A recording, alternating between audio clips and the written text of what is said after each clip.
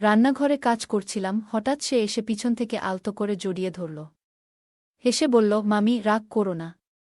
আজ তোমার জন্য একটা বিশেষ পরিকল্পনা আছে। আজ রাতটা শুধুই আমাদের, রাতে আমি সুন্দর করে সাজগোজ করলাম। শাশুড়ি মাকে ঘুমের ওষুধ দিয়ে ঘুম পাড়িয়ে দিলাম যেন রাতে কোনো সমস্যা না হয়। ঠিক সময়ে নাবিলের ঘরে গেলাম। ঘরে ঢুকে অবাক হয়ে দেখি বিছানা জুড়ে ফুলের পাপড়ি ছড়ানো, আর ঘর জুড়ে এক মিষ্টি সুবাস। বিছানায় ফুল দিয়ে দুটি ছোট রাজহাঁসের আকারে সাজানো ছিল, যা দেখে আমার মন ভরে উঠল। ঘরের সেই অপরূপ সাজসজ্জা সত্যিই মন ছুঁয়ে গিয়েছিল। তারপর নাবিল আমকে। আমি ২৫ বছর বয়সী একজন তরুণী। আমি দেখতে অনেক সুন্দর ও আকর্ষণীয় ছিলাম। সবাই আমাকে দেখলে শুধু তাকিয়ে থাকত। কিন্তু এত কিছুর পরেও আমার স্বামী আমাকে তেমন ভালোবাসত না। আমার ভাগ্নে তার ইন্টার্নশিপ শেষ করার জন্য কিছুদিন আমাদের বাড়িতে ছিল। সেই সময়ে আমার আর আমার স্বামীর মধ্যে একটু দূরত্বের আভাস পাচ্ছিলাম। প্রতিদিন রাতে সে তাড়াতাড়ি ঘুমিয়ে পড়ত, আর আমি একা বসে থাকতাম। এক রাতে আমার ভাগ্নে আমাকে একা দেখতে পেয়ে নিজের ঘরে নিয়ে গেল। সে বলল, মামি, প্রতিদিন আপনাকে এভাবে একা দেখতে ভালো লাগে না। আমি চেষ্টা করব যাতে মামার অনুপস্থিতি আপনি অনুভব না করেন। বন্ধুরা, আজকের গল্পটি অনেক বেশি স্পেশাল, তাই কেউ মিস করো না। আর দয়া করে ভিডিওতে একটি লাইক করে দেও। বিয়ের পর আমার স্বামী তার কাজের মধ্যে এতটাই ব্যস্ত হয়ে পড়েছিল যে আমার প্রতি তার মনোযোগ অনেকটাই কমে গিয়েছিল। বাড়িতে আমার শাশুড়িও ছিলেন, যার যত্ন নেওয়ার জন্য আমাকে সারাদিন ব্যস্ত থাকতে হতো। আমাকে ওদের সেবা করতে হতো। ওদের সেবা করতে আমার অসুবিধা হতো না, কিন্তু আমার স্বামী আর আমার মধ্যে দূরত্ব বাড়তে থাকায় আমি মেজাজ হারাতে শুরু করি। শনিবার রাতটা আমার জন্য খুব আনন্দের ছিল, কারণ পরের দিন রবিবার, যেদিন আমার স্বামী আমার সাথে থাকত। আর তার অফিসও অফ থাকত। রাতে শোয়ার আগে আমি আমার স্বামী তানবীরকে বললাম, কাল তুমি বাইরে যাবে না, কারণ পুরো দিনটা আমার সাথে থাকবে। আমাদের মাঝে কেউ আসবে না। তখন তানভীর বলল, অনিকা, তোমাকে একটা কথা বলতে ভুলে গেছি। আমার মামাতো বোনের ছেলে নাবিল কাল থেকে কিছু মাসের জন্য আমাদের বাড়িতে থাকতে আসবে। তার ইন্টার্নশিপ আছে, তাই আমাদের সাথেই থাকবে। এই কথা শুনে আমার স্বামীর সাথে সময় কাটানোর স্বপ্ন ভেঙে গেল এবং রাগে ফেটে পড়লাম। তবে যার ওপর আমি এত রেগেছিলাম, সে আমার জীবনে এক নতুন রং নিয়ে আসবে, তা আমি একটুও ভাবিনি। রাতে রাগ নিয়ে ঘুমিয়ে পড়লাম। পরের দিন দুপুরের খাবারের সময় নাবিল আমাদের বাড়িতে এলো। আসতেই সে প্রথমে আমার শাশুড়ির পায়ে হাত রাখল। তারপর আমাদের কাছে এলো। আমার স্বামী তানভীর বলল, ভাগ্নাদের কখনোই পায়ে হাত দিতে হয় না, আর নাবিলকে জড়িয়ে ধরল। নাবিল দেখতে বেশ সুন্দর ছিল, গায়ের রং ফর্সা আর সুঠাম চেহারা। আমি তাকিয়ে রইলাম। তার কথাগুলো বেশ ভালো ছিল, আর আসার পর থেকেই হাসিঠাট্টায় মেতে উঠেছিল। এইভাবে আমাদের বাড়িতে তার আসার কয়েকদিন কেটে গেল।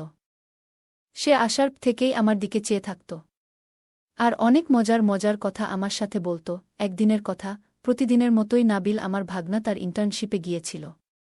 কিন্তু হঠাৎই সেই দিন প্রবল ঝড় বৃষ্টি শুরু হল, আর তার জন্য আমার খুবই চিন্তা হচ্ছিল। গত কিছুদিন ধরে সে আমাদের পরিবারের সদস্যের মতোই আমাদের সঙ্গে ছিল। প্রায়ই সে আমার কিচেনে সাহায্য করত। বারবার তাকে ফোন করছিলাম। সাধারণত সে সন্ধ্যা ৭টার মধ্যে ফিরে আসত, কিন্তু সেদিন ৮টা বেজে গেল, তবুও সে ফেরেনি। আমার স্বামী তানভীর আগেই ফোনে জানিয়েছিল যে বৃষ্টি খুব বেশি, তাই অফিসে কিছুক্ষণ আটকে থাকবে। নাবিলের কথা ভেবে চিন্তায় মন খারাপ হয়ে যাচ্ছিল, কারণ সে মোটরসাইকেলে গিয়েছিল। তার অপেক্ষায় আমি দরজার কাছে দাঁড়িয়েছিলাম। অবশেষে কিছুক্ষণ পর নাবিল আমার ভাগ্না ভিজে চুপচুপে বাড়ি ফিরল। তাকে দেখে আমি ভেতর থেকে তাড়াতাড়ি একটা তোয়ালে নিয়ে এসে ওর দিকে বাড়িয়ে দিলাম। ও নিজের ঘরে চলে গেল, আর আমি কিচেনে গিয়ে আদা দিয়ে চা বানাতে শুরু করলাম। যখনই আমি কারো জন্য চা বানাই, তখন আমার শাশুড়ির জন্য ১ কাপ চা বানাতে হয়, কারণ উনি চা খুবই পছন্দ করেন। শাশুড়িকে ১ কাপ চা দিয়ে আমি অন্য কাপটি নিয়ে দ্রুত নাবিলের ঘরে গেলাম। তার ঘরে ঢুকতেই দেখি সে তখন তোয়ালে জড়িয়েছিল আর কিছুই পরেনি, আর চুলগুলো এখনও ভেজা। তাড়াহুড়ো করে ফিরেছিল বলে সে এখনও কিছুটা ঠান্ডায় ছিল। সে কাঁপছিল। আমি হাতে ধরা চায়ের কাপটা টেবিলে রাখলাম এবং তার চুলগুলো আলতোভাবে মুছে দিতে শুরু করলাম। সেই মুহূর্তে আমরা দুজন খুব কাছাকাছি ছিলাম। আমি যখন একটু দূরে সরে এলাম, তখন তার দৃষ্টি আমার দিকে বেশ গভীরভাবে তাকিয়েছিল। তার চোখে আমি কিছু আলাদা কিছু অনুভব করলাম, একটা আন্তরিক ভালোবাসার ছোঁয়া। আমি তাকে আদা দেওয়া গরম চা খেতে বললাম। তখন হঠাৎ করে সে আমার হাত ধরে আমাকে তার কাছে বসতে বলল। সে বলল, তুমি আমার খুব যত্ন করো। অথচ তুমি তো আমার নিজের মামি নও। আমি হেসে বললাম, আমরা সম্পর্কের সীমাবদ্ধতাকে আলাদা করে দেখি না, তুমি আমাদের নিজের সন্তানের মতোই। আমরা তখন গল্প করতে করতে মগ্ন ছিলাম।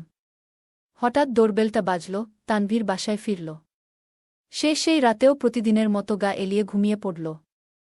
আমাদের বিয়ের পর কয়েক মাস খুব ভালো কেটেছিল। সে অনেক ভালোবাসার কথা বলত, কিন্তু এখন অফিসের কাজ নিয়ে খুব ব্যস্ত হয়ে পড়েছে। আমি একসময় বিরক্ত হয়ে বেরিয়ে গিয়ে বাইরের ঘরের সোফায় গিয়ে বসে পড়লাম। তখন দেখলাম নাবিল এর ঘরের লাইট জ্বলছে, কিন্তু দরজাটা বন্ধ ছিল, তাই আমি ভেতরে ঢুকতে পারলাম না। আমি গিয়ে বাইরের ঘরের সোফায় বসেছিলাম। কিছুক্ষণ পরে হঠাৎ আমার হাতে কারো স্পর্শ অনুভব করলাম। চমকে উঠে তাকালাম, দেখি নাবিল আমার পাশেই বসে আছে। সে আমার এক কানের হেডফোন খুলে নিজের কানে লাগিয়েছে। প্রতিদিনই সে এমন কিছু করে আমাকে বিশেষ অনুভূতি দেয়, যা আমাকে আমার কলেজ জীবনের কথা মনে করিয়ে দেয়।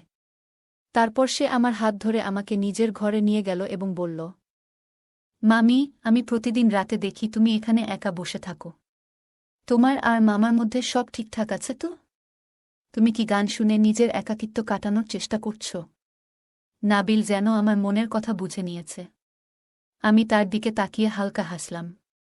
তখন সে আমার হাতটা নিজের হাতে নিয়ে বলল, কিছুক্ষণের জন্য আমাকে তোমার আত্মীয় হিসেবে না দেখে বন্ধুর মতো ভাবো। কারণ আমরা বন্ধুর সঙ্গে যে খোলামেলা কথা বলতে পারি, সেটা হয়তো মামির সঙ্গে সবসময় সম্ভব নয়। আমাকে বন্ধু মনে করে মনের কথা বলো। নাবিলের কথায় আমি অনেকটা ভরসা পেলাম, এবং আমি তাকে আমার সব মন খারাপের কথাগুলো খুলে বললাম।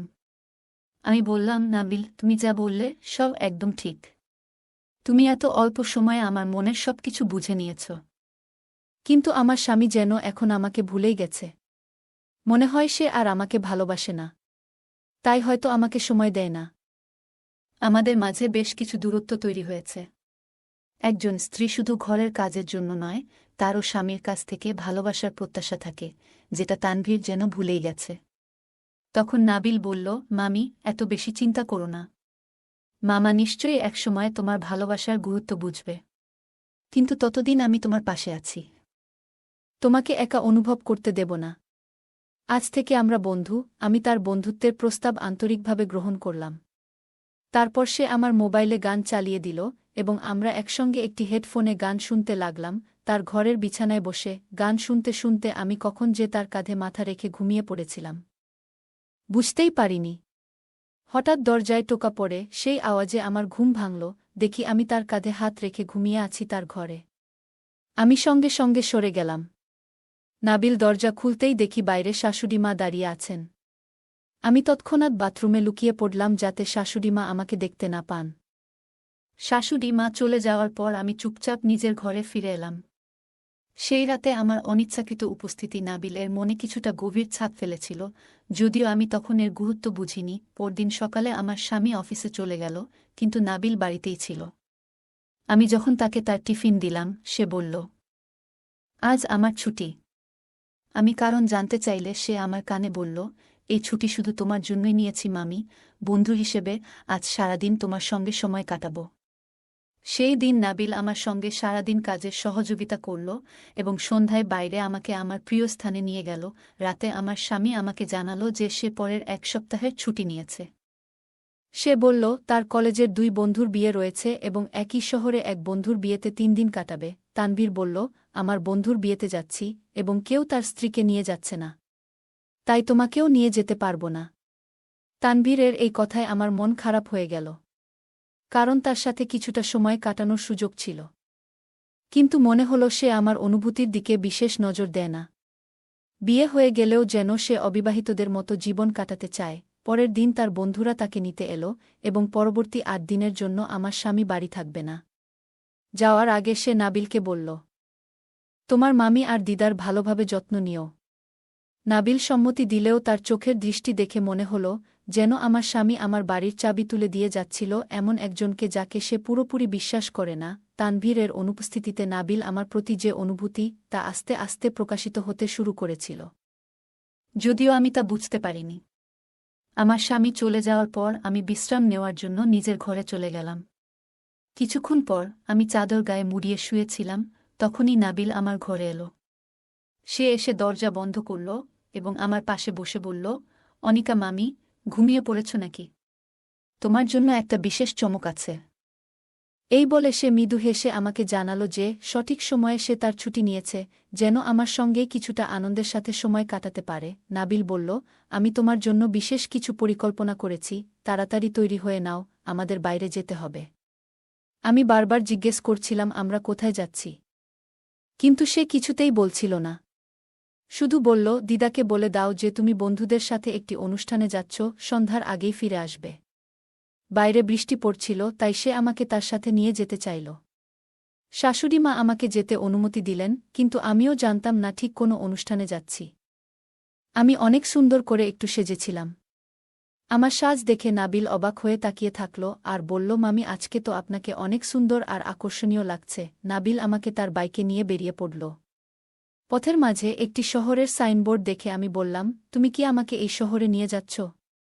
কথাটা শোনা মাত্রই সে বাইক থামিয়ে সাইডে নিয়ে ব্রেক চাপল। আর আমি তার উপর পড়ে গেলাম। পড়ে যাওয়ার ভয়ে আমি শক্ত করে তাকে ধরলাম। বাইকে আমি তার অনেক কাছাকাছি বসেছিলাম। বাইক থামানোর পর নাবিল হেসে বলল, মামি, তুমি বেশ চালাক, ঠিকই ধরেছ। আজ তোমাকে শহরে নিয়ে যাচ্ছি একদিনের জন্য। ঘরে বসে থাকতে থাকতে তোমার মনটা ভার হয়ে গেছে, তাই কিছুটা তাজা হাওয়া দরকার। তাই তোমাকে এখানে নিয়ে এসেছি। কয়েক ঘন্টার মধ্যেই আমরা শহরে পৌঁছালাম। সেখানে আমি অনেক আনন্দ করলাম। আমরা বিভিন্ন জায়গায় একসাথে ঘুরলাম। কিছু মুহূর্ত এমন এলো যখন অজান্তেই আমরা আরও কাছে চলে এলাম। আমি অজান্তেই নাবিল এর হাত ধরে ফেলেছিলাম। হয়তো অনেকেই আমাদের দেখে ভুল করে কাপড় মনে করছিল। নাবিল কখনো আমার কোমরে হাত রেখে, কখনো কাঁধে হাত রেখে আমাদের কিছু ছবি তুলল। সন্ধ্যা ৮টার আগেই আমরা বাড়ি ফিরে এলাম। বাইরে যতক্ষণ সময় কাটিয়েছিলাম আমি আমার ভাগনা নাবিল এর হাত ধরেই ছিলাম। আমার জীবনের আজ একটি বিশেষ দিন ছিল এটি। বাইরে বেরিয়ে আমার মনে হলো ঘরের বাইরে একটি নতুন পৃথিবী আছে, যা এতদিন দেখা হয়নি।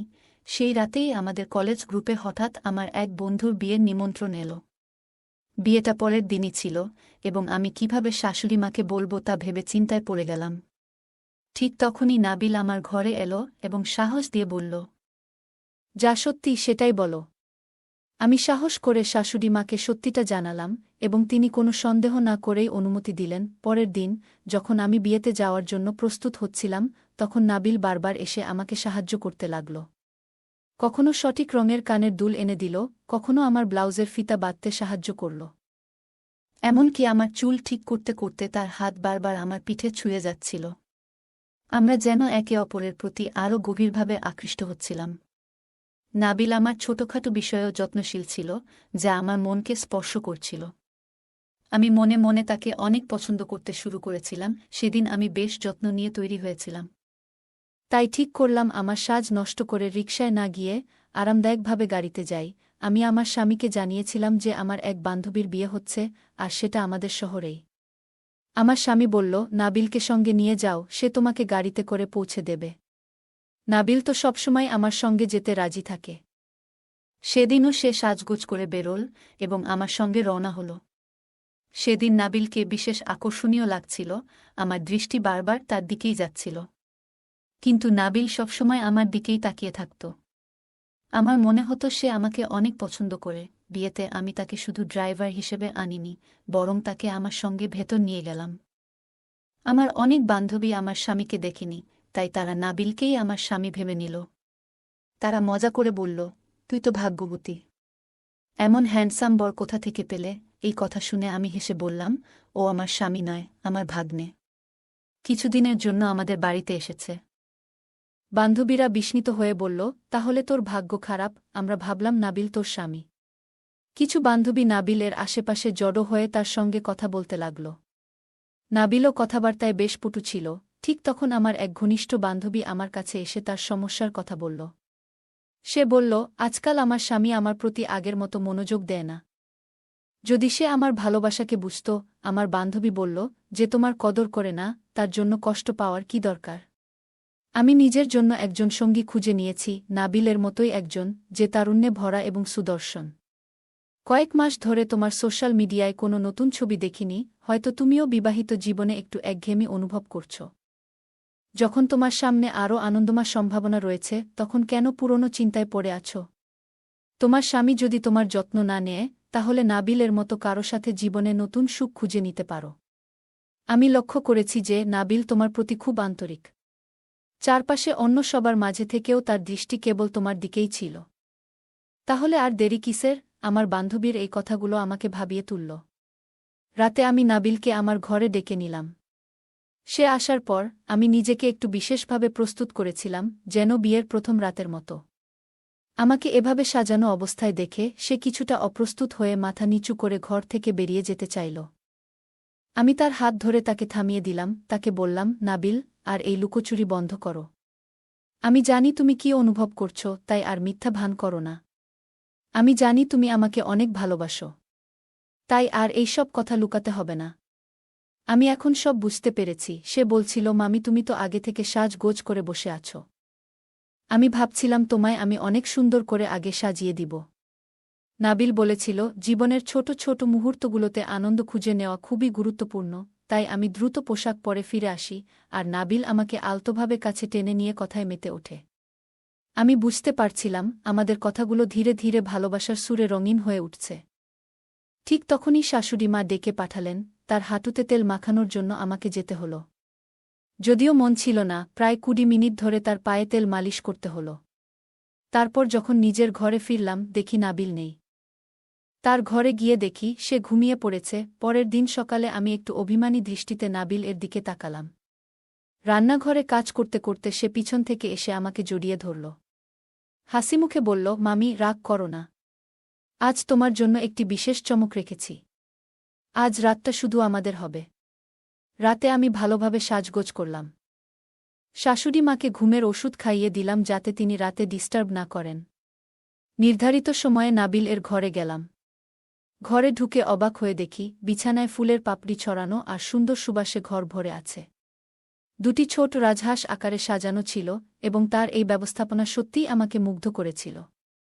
এরপর কিভাবে নাবিল আমাকে আরও খুশি করবে, তার জন্য আমি অধীর আগ্রহে অপেক্ষা করছিলাম। ঘরের সাজসজ্জা দেখে সত্যিই মুগ্ধ হয়েছিলাম, কিন্তু কোথাও নাবিলকে দেখতে পাচ্ছিলাম না। এমনকি বাথরুমেও খুঁজে দেখলাম, কিন্তু সেখানেও সে নেই। তার ফোনেও যোগাযোগ করা সম্ভব হল না। তখন মনে হলো হয়তো সে মজার ছলে আমাকে বিরক্ত করেছে। ধীরে ধীরে আমার মেজাজ খারাপ হতে লাগল। তখন হঠাৎ আমার নজর পড়ল তার বিছানার উপরে থাকা একটি চিঠিতে। ভেবেছিলাম হয়তো এটা কোনো বিশেষ চমক হবে। কিন্তু চিঠি খুলে পড়ার পর আমার সমস্ত আশা এক মুহূর্তে ভেঙে গেল। নাবিল সেই চিঠিতে লিখেছিল, মামি, আসলে আমি আপনার কোনো আত্মীয় নই। আমার মামামামি অন্য একটি শহরের থাকেন। এই শহরে দুটি এলাকার নাম প্রায়ই এক, এবং আমি ভুলবশত আপনার বাড়িতে চলে এসেছিলাম। কাকতালীয়ভাবে আপনার আসল ভাগ্নেও সেই সময় আসার কথা ছিল। আমি আসার পর আপনি আমাকে নাবিল বলে ডাকতে শুরু করলেন, আর আমার মামামামিও আদর করে আমাকে এই নামেই ডাকতেন। আমার মামামামির চেহারা কখনো দেখিনি, তাই আপনাকেই আমার নিজের মনে করেছিলাম। কিছুদিন পর আমার মায়ের মেসেজ পেলাম, যেখানে তিনি জানালেন আমার আসল মামামামি কয়েকদিনের জন্য গ্রামে গেছেন।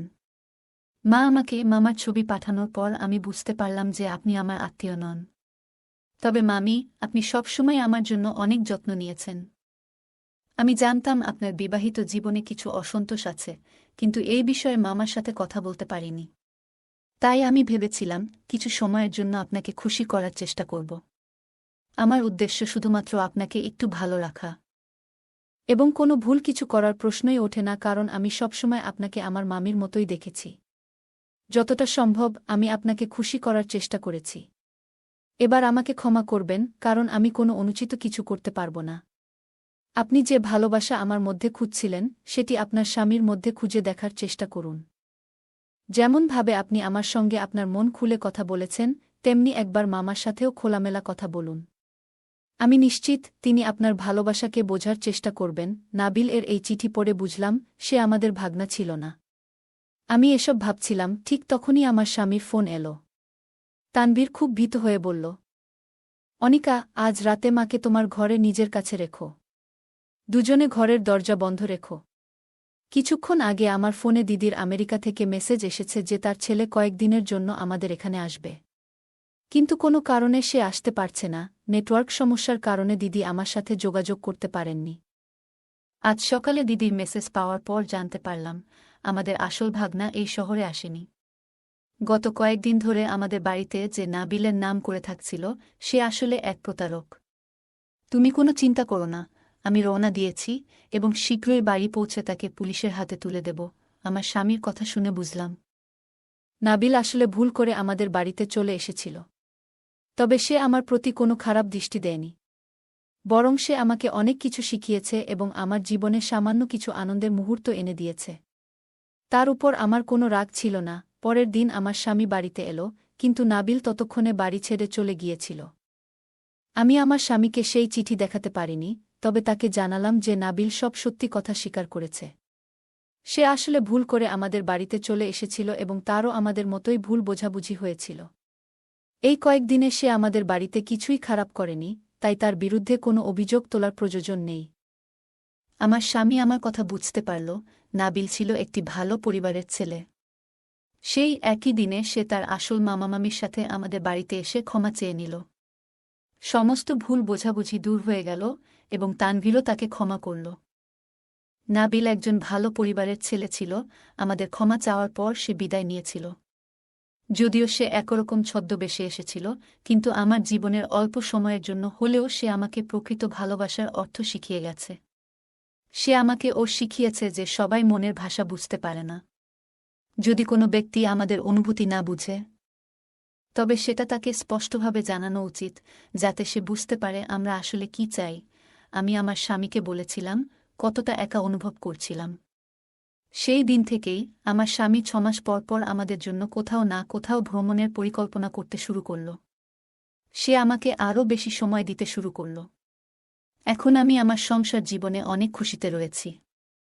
বন্ধুরা, যদি এই গল্পটি ভালো লেগে থাকে তাহলে দয়া করে ভিডিওটি লাইক করুন এবং আমাদের চ্যানেলটি সাবস্ক্রাইব করুন। পাশে থাকা বেল আইকনটি প্রেস করুন, যাতে করে আমরা যখনই নতুন ভিডিও আপলোড করি তার নোটিফিকেশন সবার আগে আপনার কাছে পৌঁছে যায়। ধন্যবাদ, দেখা হবে আমাদের পরবর্তী ভিডিওতে।